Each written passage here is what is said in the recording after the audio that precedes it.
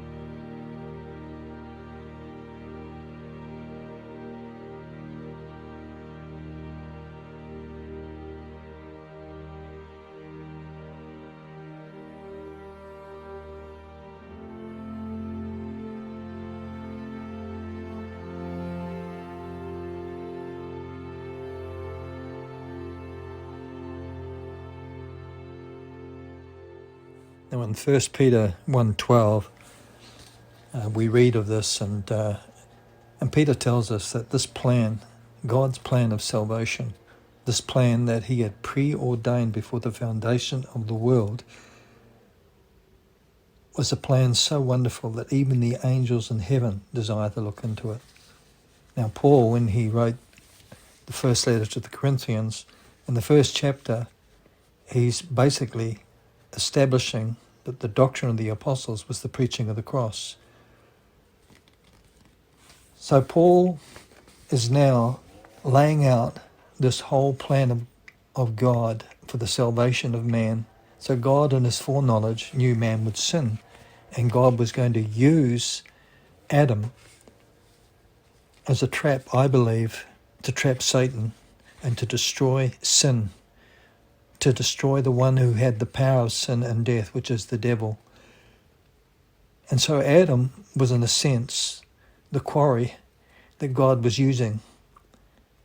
And God was going to use Adam, giving Adam free will, knowing that Adam would, in a sense, fall prey to the wisdom and subtlety of Satan. But God already had the rescue plan. And God was going to give man the same chance that all of his creation have, and that is freedom to choose, as Satan did, who led the rebellion in heaven.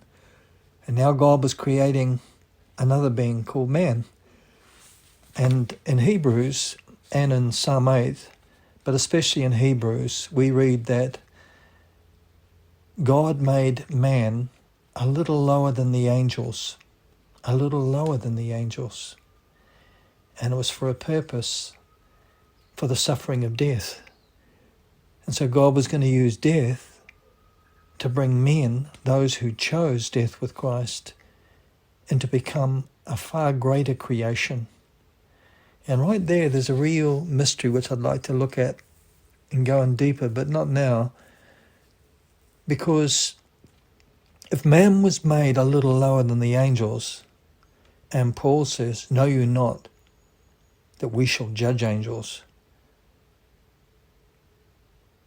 then what we have to understand is the purpose of the cross. Because without the cross, God cannot shift man from a lower state to a higher state, into a place where men will judge angels, because hell was made for the devil and his angels, not for mankind. But God has given man freedom to choose, and we can choose to continue to live as sons of Adam, or we can choose to become the sons of God through death to Adam in Christ. And this was God's plan. So Paul in 1 Corinthians chapter 2 and verse 7, he says this: "We speak the wisdom of God in a mystery, even the hidden wisdom which God ordained before the world unto our glory." Did you get that? It was a hidden wisdom which God ordained before the world unto our glory. And in the very next verse, Paul goes on to say, "For if the princes of this world had known this wisdom, they would not have crucified the Lord of glory." So here we have Paul in the whole book of Corinthians, especially in the first 2 to 3 chapters of the first epistle, he is speaking specifically about the cross.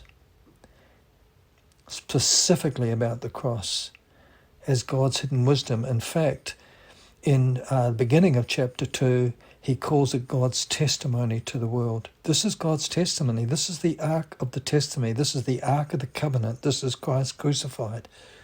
And it's wonderful what God has done through Christ. And there's no other way to God except through the cross.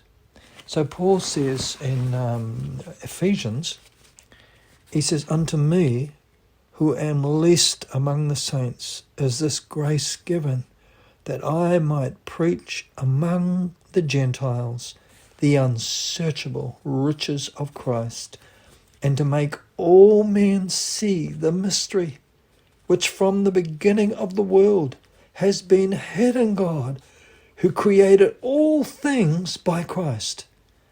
And then he goes on to say, "according to his eternal purpose, which he purposed in Christ Jesus our Lord."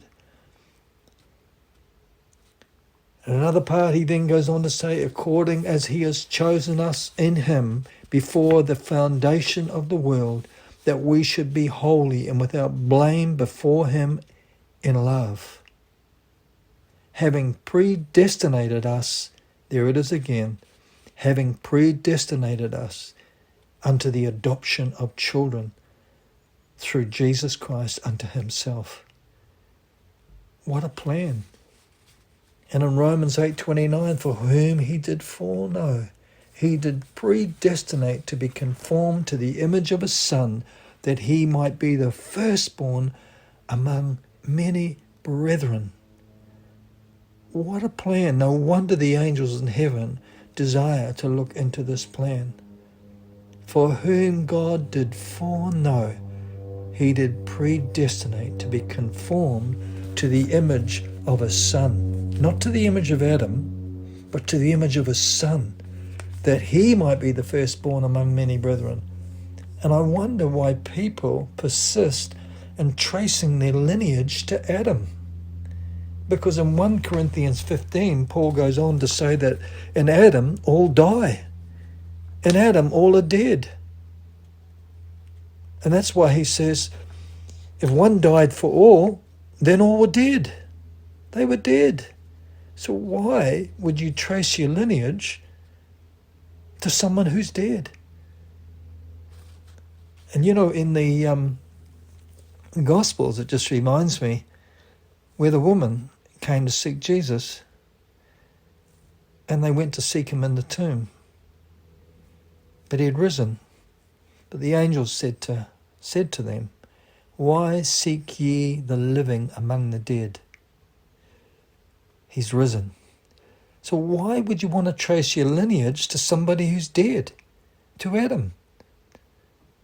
Or your family tree to your forefathers and your forebears and your genealogy to those who are dead? There's no future in somebody who's dead.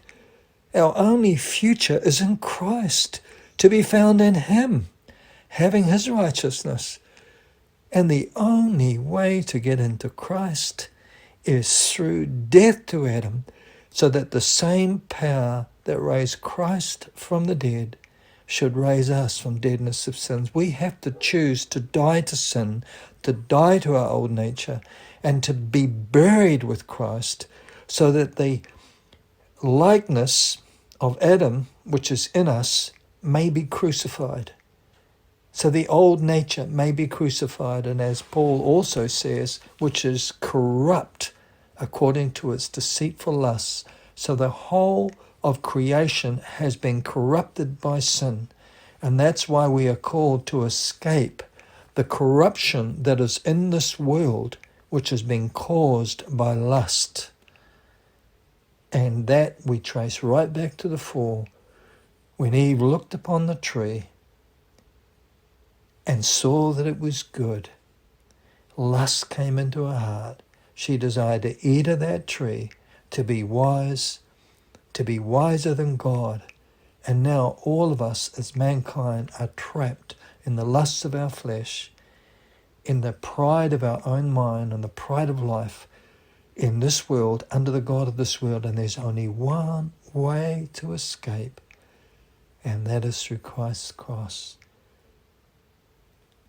That's why Paul says, God forbid that I should glory, save in the cross, by whom the world is crucified to me, and I to the world. And this is why Paul gloried in the cross more than any other thing, apart, of course, from the Lord.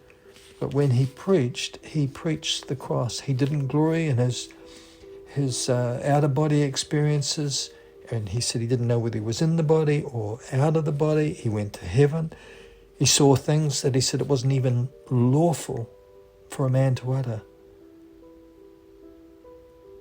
And yet what does he come back and glory in? The cross of Christ. Did he glory in his angelic visitations and how many visits he'd had to heaven? Sure, he spoke of them, but he didn't glory in those things. He gloried in God's wisdom in the cross. This is the hidden plan of God that God ordained before the world unto our glory. Why would we glory in any other thing but God's wisdom, which is given to us in this cross? And as the scriptures say, how can we escape if we neglect such a great salvation? Why would Christ go through the suffering and agony that he did upon the cross if all we have to do is just make an easy decision and think we've got a free ticket to heaven? And that is not the faith that was first delivered to the saints, because Jesus said, unless you take up your cross and follow me, you cannot be my true follower.